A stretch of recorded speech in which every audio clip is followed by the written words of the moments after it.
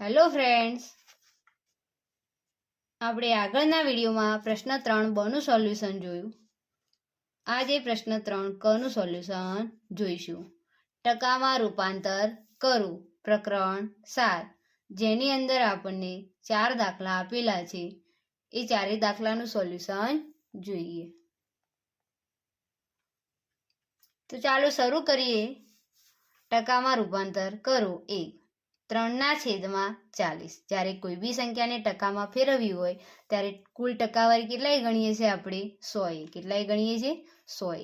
100 ટકાવારી શોધાય છે. તો અહીંયા આપણે શું કરવું છે? ટકામાં રૂપાંતર કરવું છે. તો એને કેટલા, આ જે સંખ્યા આપેલી છે એને કેટલા વડે ગુણવા પડશે? 100. તો દરેક સંખ્યાને 100 વડે ગુણવાના. હવે ચાલો 3/40 ગુણ્યા 100 આના અવયવ પાડી દઈએ એટલે આપણને એનું ટૂંકું રૂપ લાવવામાં થોડી સરળતા રહેશે. તો 3/40 અવયવ છે. પહેલા તો જો અંશના છેદમાં શું કરીએ? 0 ઉડાડી દઈએ.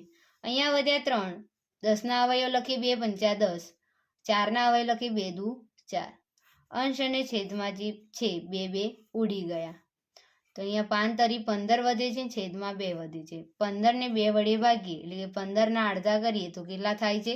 7.5 થાય, એટલે કે 7.5% થાય. આ 3/40 ને ટકામાં રૂપાંતર કરવું હોય તો કેટલા થાય? 7.5. 2.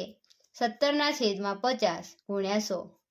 અંશ અને છેદમાં જે આપણને સરખું દેખાય એ ઉડાડી દઈએ. 0 ઉડી ગઈ. 17/70 5 દુ 10 અને છેદમાં છે 5. અંશ અને છેદમાં 5 ઉડી ગયા. તો વધ્યા 17 દુ 34.